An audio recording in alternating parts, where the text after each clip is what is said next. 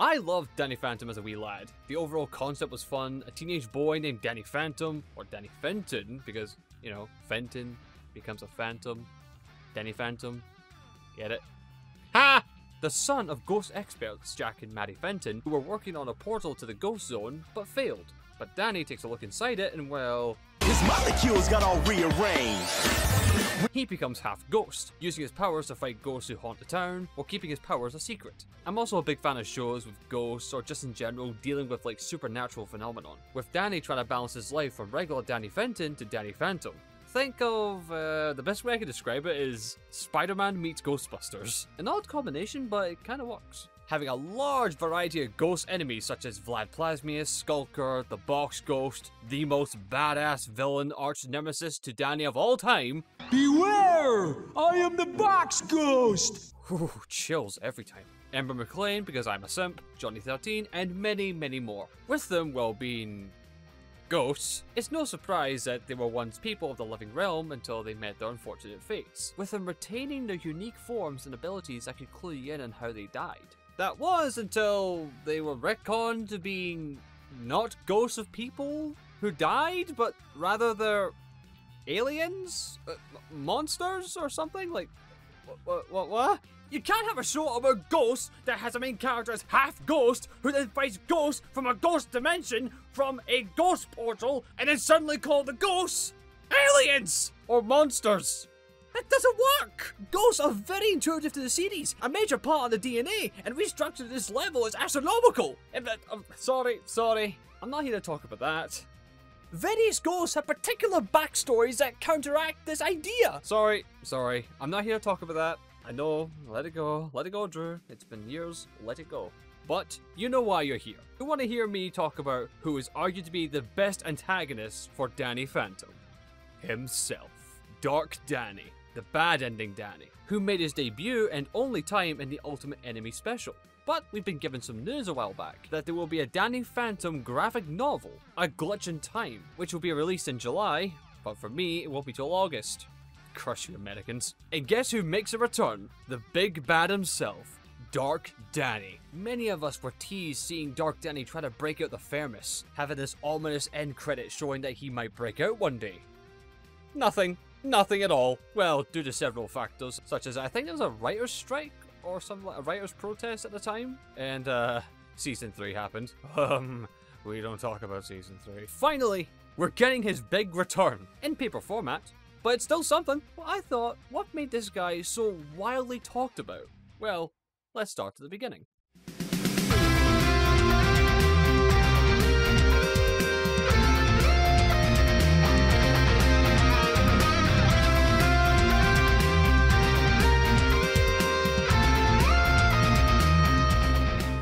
Danny was going about his usual life, going to school, hanging with his friends Tucker and Sam, also fighting ghosts on the side. You know, Danny's usual routine. But one day he uses his powers to steal the test for the upcoming CAT test, which he uses. Principal Lancer gets suspicious and calls Danny's family to the Big Nasty Burger to discuss the suspicion of cheating, with also Tucker and Sam present. But unbeknownst to them all, the Big Nasty Burger had a malfunction, creating a huge explosion. Everyone Danny cared for had been wiped out.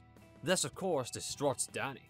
Having nowhere to go, he resorts going to the only person close to family who could possibly understand him.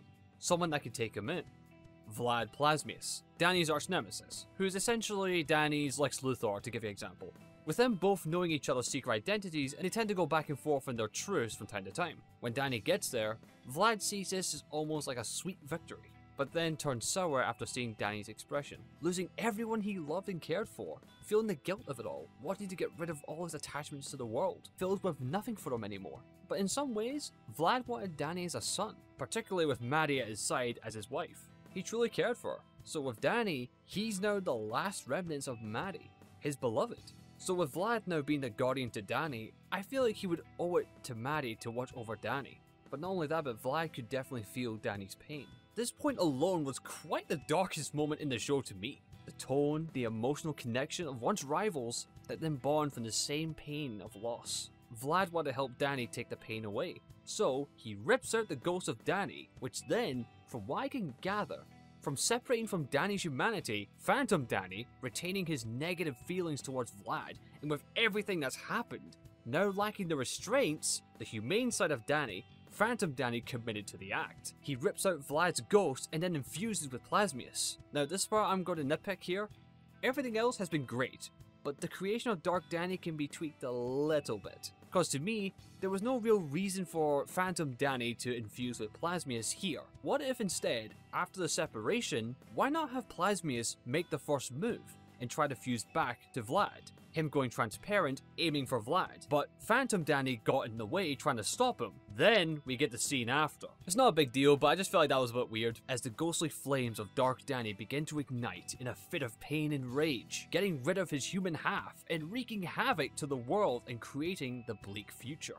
So with Dark Danny, Danny was already in a bad place. Now added with some dark spirit energy and an unprepared mind for all there is of Vlad's powers, to a 14-year-old?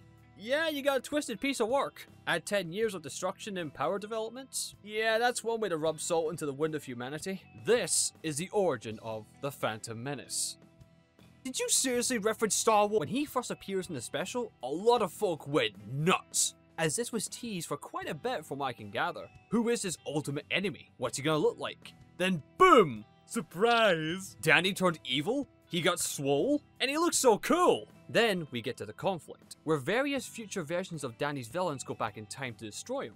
Danny and his friends then find Clockwork, who's meddling with time, which then warns them up in the apocalyptic future, the world of Dark Danny. Even his future self is surprised from this blast from the past, but quickly deducts what's going on. So in fear of his future might change, he keeps young Danny in the future ghost zone, which, in hindsight, he's lucky his enemies didn't succeed in killing him, or well, no future, as he travels to the past to assure his future is set in stone, blending in perfectly as his younger self and almost succeeding in his plan. This is a small thing, but this quote from Dark Danny always stays in my head, along with many others.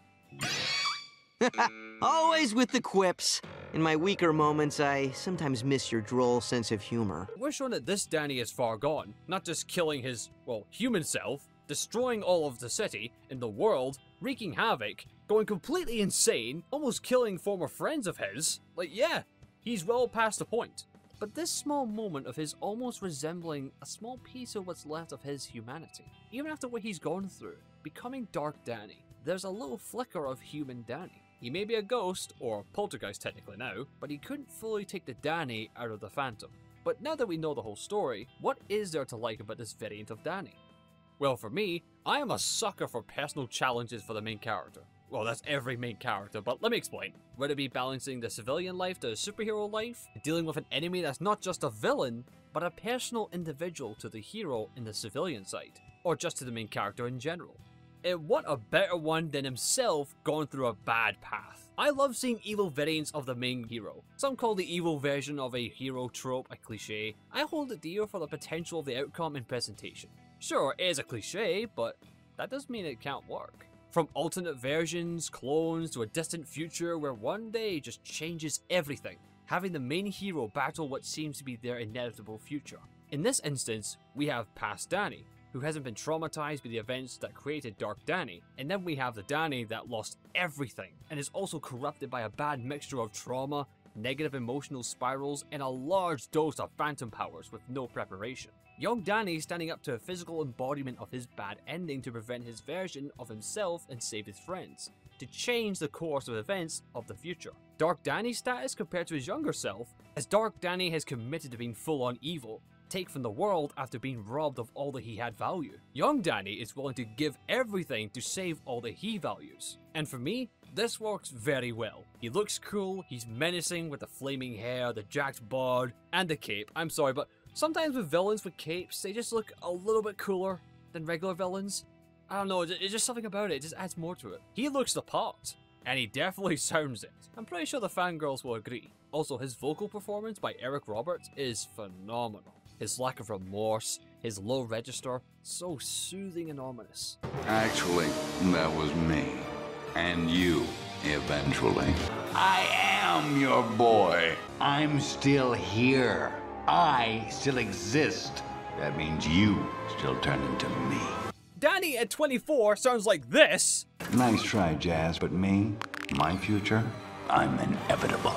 I I'm in my mid-20s and I still sound like this! I've got to find myself a ghost portal or something because this is so not fair. And he's got plenty of ghost powers to back up his bravado, with a very impersonal attachment with, himself. Powers of Dark Danny are also a factor. Danny himself has a basic understanding of his powers, but with Vlad's expertise and skill set, Dark Danny has plenty of powers at his disposal, while also discovering new powers of his own. I also want to point out, if it weren't for Clockwork intervening, Dark Danny would have succeeded. Danny would have lost everyone, resulting in the cycle that would be Dark Danny. Sure, Danny could try and repress becoming his evil variant, but he would only be delaying the inevitable, like saving his friends and family. I mean, it took everything out of Danny to capture him in the Phantom Furnace, where he's contained and kept outside of time. Well, until now. But not only is Danny also facing his future self physically, he's also trying to deal with him mentally, as Dark Danny is trying to continuously push him down to the path like, you can't stop this, I'm here, as long as I exist, you will turn into me. I am intrigued to see how they integrate Dark Danny back into the main timeline and clash with Danny again. Perhaps taking advantage of Clockwork? I don't know, maybe replicating some of his techniques, maybe stealing an artifact from a different time period to use on Danny, or something of time related, something like that maybe. I mean, how will Vlad play a part in this? I mean, what would his reaction be seeing this older version of Danny who resembles his powers and looks kinda like him? Perhaps Dark Danny may entertain manipulating Vlad into working with him, to then not only sealing Danny's fate, but also pulling one over his arch nemesis one last time. Anyway, I am hyped to see how it all plays out. What are your thoughts on the return, and what are your thoughts on Dark Danny in general? This has been Drew, those are my views, and I bid you adieu.